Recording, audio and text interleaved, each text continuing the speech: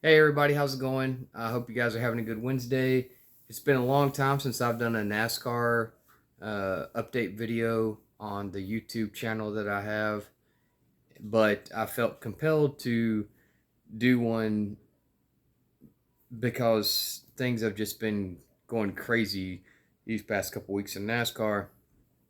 You can call it a tsunami, hurricane, tornado, whatever. It's gotten pretty out of hand at this point, and the snowball continues to just get larger and larger as it goes down the hill. And eventually, it's going to run into something. When that time comes, who knows? All right, so let's go over kind of like a little introduction of what we're going to be talking about. We're going to be talking about safety of the car, concussions, um, teams, and I guess drivers feeling as though uh, mainly teams are not getting a big enough cut of the pie. Um, Issues with the next gen car in general, and well, not most notably, but another recent hot topic is going to be teammates altering the race and NASCAR penalizing those teams, and also NASCAR doing their own race alterations, maybe unintentionally with some questionable cautions. So we're going to get right into that. So let's go to where all this first started. So it all started about a month and a half ago. It's been that long, I guess, but I was actually at that race. I live in North Carolina, but this was in Pocono, and I actually watched the crash. I saw it. I happened to uh, basically see it as it happened because Kurt Busch was in practice uh, around, one of my guys I follow, and I caught him with the edge of my binoculars and I saw him. But Kurt Busch has been out for a concussion for a hit that in the old car wouldn't have probably caused anything like at all. And so that started some real concerns in NASCAR. Well, I started concerns with drivers that hey, there's an issue with the car and its safety, and I think NASCAR kind of like, yeah, you know, whatever. Well, then a couple weeks later in Texas, Alex Bowman spun, and it looked like he barely tapped the wall with his rear end. He spun kind of going into the turn, and he slid up and was decelerating on speed, and he hit the wall, and it looked like this on camera. It was very soft, and he got a concussion. And he's been out for what, 3 or 4 races now, and will be out for another 2 or 3, and may not even get Phoenix. Playoff hopes were dashed, everything else. So then NASCAR is like, well, okay, like this is pretty obvious. So as far as safety goes, apparently they have done a crash test. The data and the numbers did come out. They weren't quite what the drivers wanted to see, but it's an improvement. And on NASCAR's behalf, I'll give them this. They said that these new rear clips for the cars to make them safer will not come of the expense to the teams, and that they are flipping the bill on that, which they should be. I mean, this car, in my opinion, has already cost, depending on how many cars you operate or how many teams, like if you're like a Joe Gibbs or a Hendrick compared to like a front row or like a JTG, it's in the millions for initial purchase. I mean, I don't know how much, I can't remember exactly how much a car costs a piece, but I think they're like around $200,000 a piece. So you add those up, you add up all the, anyway, that's a whole nother thing. But um it's became obvious, like with the Fords, for example. They had the exhaust issue, and they had some modifications done, and this is now what you need to install. Well, who pays it? The teams pay for it. Well, why should they have to pay for it? They've already paid for all this stuff with the new car and everything else. So I think NASCAR paying for this whole new clip deal and everything else, that's good on them. And in my opinion, they should have been doing that all along. Um, Sticking with the new car, there's still issues, in my opinion, that need to be fixed. There's the power steering seems like when it gets too hot or whatever, it acts up. That's one that's just something needs to happen. The steering with this car since day one has been an issue. Since we're talking like testing practices with the drivers before the season started, it's been an issue. The power steering, something needs to happen with that. They seem like they've got the exhaust fires under control for the most part. But when you're making headlines on Good Morning America and they're saying, hey, NASCAR is unsafe because the cars are catching on fire, that's an issue. Granted, Good Morning America, like a lot of news networks these days, don't get their facts straight, and some things were a little confused and not exactly accurate. But either way, talking about fires in NASCAR on a show like Good Morning America is not a good look. It's not good optics, you know. So moving forward, so now we've covered the concussions, the safety of the car, the actual parts of the car, which, you know, one more thing to touch on. When, you know, it was years prior and you raced and you got knocked out of championship hunt or whatever, and you had a part failure, most likely it was on your team. They designed the parts, they modified them. You guys maybe tried something experimental, something new, maybe tried to cut costs, cut weight, you know, you know, whatever it may be, you know, to get a little bit of speed, and it failed. Well, then that was on the teams. They generally accepted that risk. They knew it. They're like, okay, whatever, you know. Granted, some people were getting parts and buying them from teams or whatever, but, you know, if you're a Roush, you're making your own power steering, this and that, blah, blah. So that's my frustration. It's like, it's not really the team's fault. It's maybe a little bit of an extent it is, but for the most part, it's the design flaw of it, or the materials, or the whatever the case may be. So anyways, that part's all frustrating, and I do think that NASCAR needs to look at some of these part failures that are happening in areas of the car, and they need to let teams either come up with their own designs, their own ideas, and, you know, that gets pushed forward whatever kind of way it may be, and pushed out to the Fords, the Chevys, and the whatevers, the Toyotas. Will they do that? Who knows? The next one moving forward is the amount of money teams are receiving, which this is a huge like pivot point. So apparently a lot of the NASCAR teams feel like they're not getting enough revenue. It's been told that they're only getting 60 to 80% of their operating costs paid for from sponsorship. And that's all fine and dandy until those sponsorships go away for whatever reason, like a new, you know, CEO owns a company or whatever. He says, you know what? We've been putting X amount of $1,000s in NASCAR. You know, screw that. I'm not into that. And that's all it takes. You know, chief marketing officer, CMO, whatever they're called.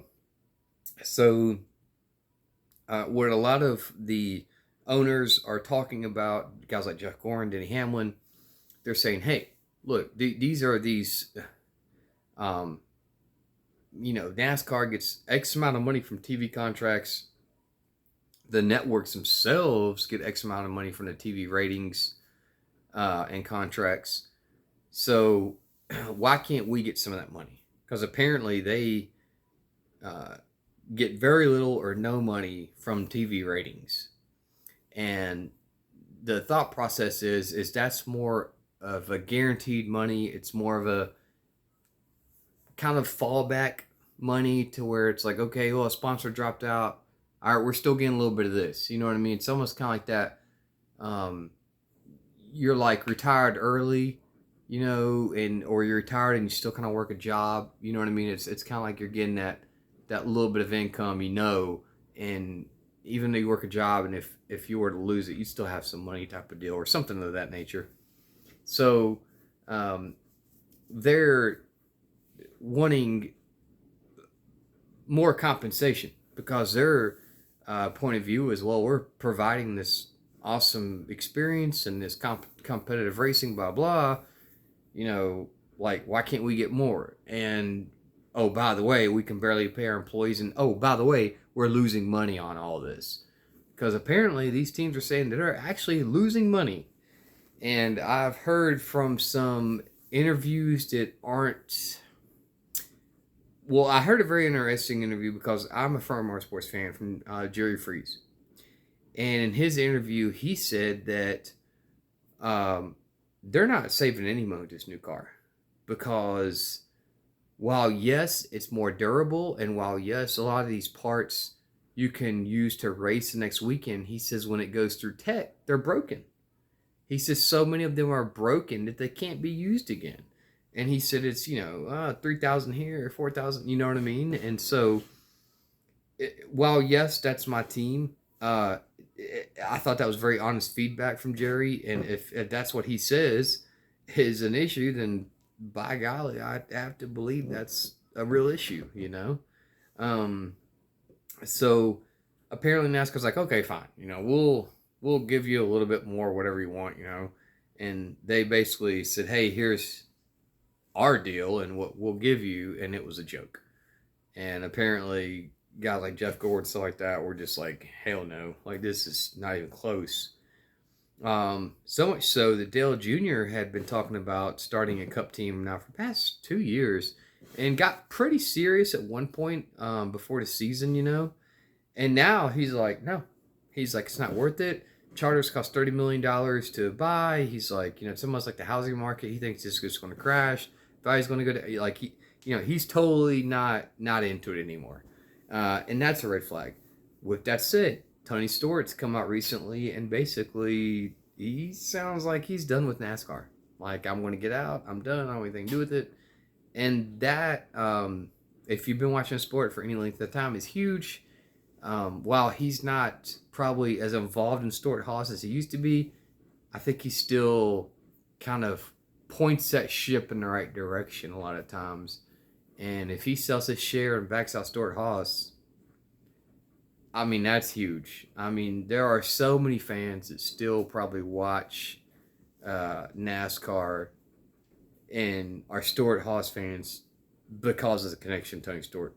You can deny it all you want, but look at Dale Jr. I mean, look at how many people showed up to North Wilkesboro to see Dale Jr. run. Like, there's still people that they might not watch, much racing or anything, but they hear that Tony Stewart or whatever, they jump on it. Look at how many people probably want to watch him race in the SRX series. So, anyways, that's pretty concerning. The other one, the least, or the last but not least type of one is the Roval race. There was, as people probably know, there was a caution for a piece of cardboard signage that fell off the wall. So two problems with that. One, why are we attaching cardboard against walls that cars can hit with glue? Not to mention,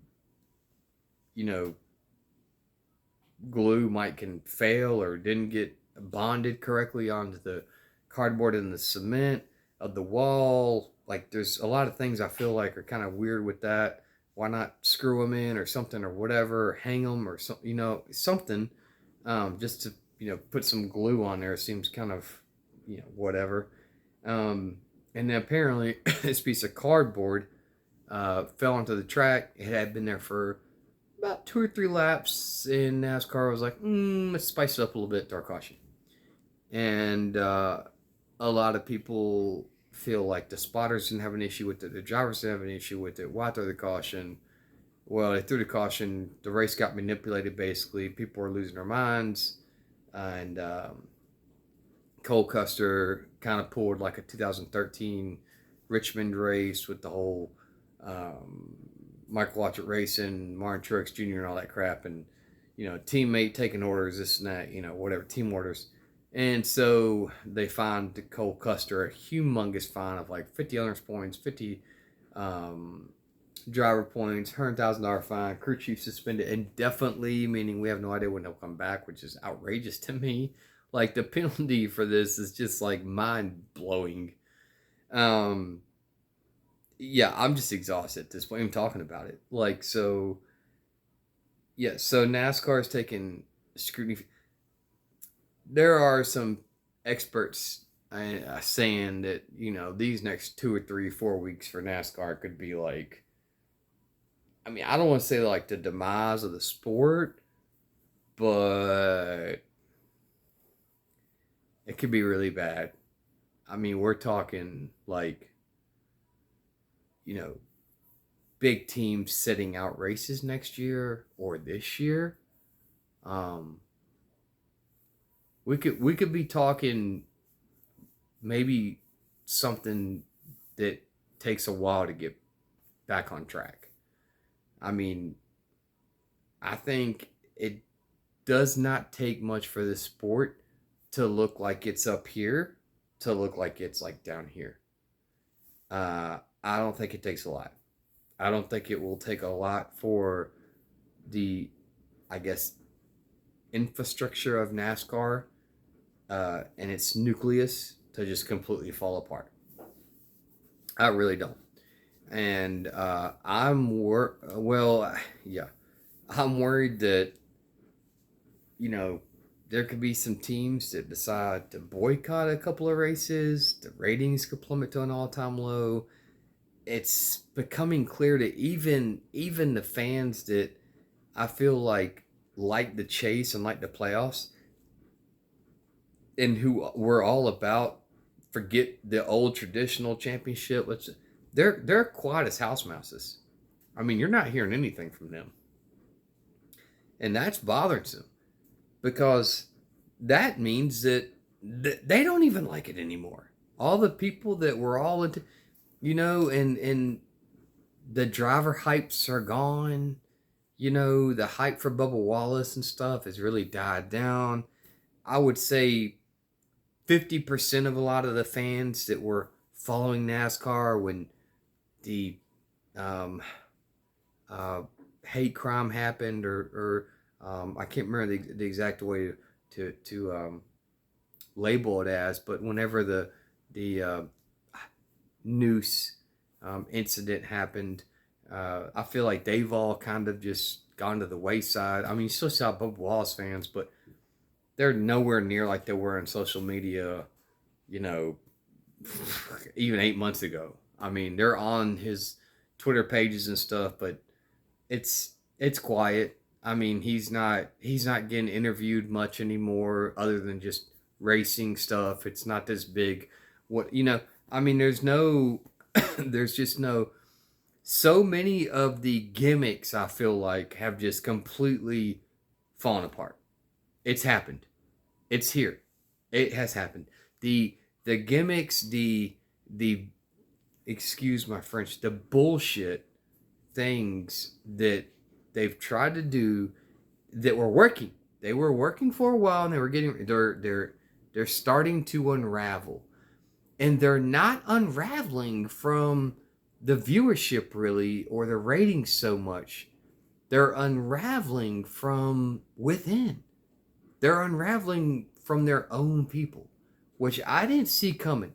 I thought it would be the fan base that would be the ones that brought NASCAR down. No, it's their own people. It's their own drivers. It's their own teams. It's their own product. It's their own product, And I didn't see that coming. And I think that NASCAR didn't really do any right things, like with North Wilkesboro. That was a Marcus Smith thing. And NASCAR kind of was like, oh, yeah, it's a good idea. Let's follow along with it. And they're trying. I mean, they are trying, but Kevin Harvick said it best. Like the leadership just needs to get some of this dead weight needs to go. And I'll be honest with you, I think Randy Pemberton is one of them. I have listened to him on, the NASCAR official scanner, and sorry, but that son of a bitch doesn't know what the hell he's doing. And he just seems like somebody that you just need to send to the glue factory, get rid of, send to the house, get him processed. He's over. He's done. He's dead. Expiration date has been expired. He's a guy who needs to go. I think there's some people on these appeals committee that needs to go that were former drivers that just needed jobs in NASCAR who never really did shit as drivers. I think Jeff Green's on the committee and some other guys.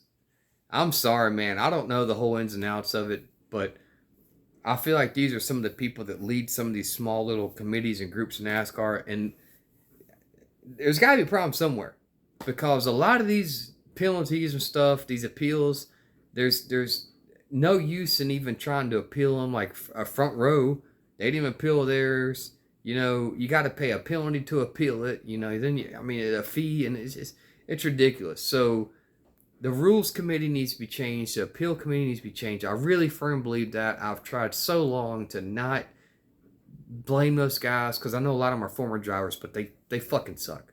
They suck. They need to go. They are only there to protect NASCAR, and I don't think have any other filter than just to protect NASCAR. And it's ruining teams' seasons. I mean, my problem is like the punishments don't fit the crime. Like they're penalizing some of these teams to the death, and I'm just like Cole Custer, and I'm just like, dude, like that's ridiculous. Like, why can't we do like, I don't know, 20 on their points? Why does it have to be 50? It's NASCAR is dead set on this precedence from the beginning of the year that was a hot topic and something really cool to like go forward with, like Braveheart, that now has no meaning. Now, like, no one gives a shit. There's so many other things burning on the front of the stove that sticking to your guns and penalizing people like you said you would 12 months ago when things are going your way does not matter anymore. Like, it's not important. And that's the whole thing, NASCAR. They are stuck up on these hills of battle, and the enemy's nowhere around. They're just up there defending hills blindlessly. I don't understand it. I mean, they are the battleship in the middle of the ocean, and the fleet's somewhere else, and the enemies are somewhere else. It's just blowing my mind. Like, I've never in all my years seen anything like this. It's flabbergasting to me. Like, I can't even, like Eric Steep said, like, I'm literally mentally tired of it. Like, I'm exhausted. And then I heard that they're already talking about doing a New York street course. Like, where's the peace pipe and the marijuana you guys are smoking is laced with whatever? Because I need to get some of it, because like you guys are on like a whole nother island. We thought it was bad, a few years ago or whatever, but it's worse now. So I don't know. I think that there's 3 or 4 of these NASCAR executives that run the whole show. The Steve Phelps, the Steve O'Donnell, is the what's the other guy's name?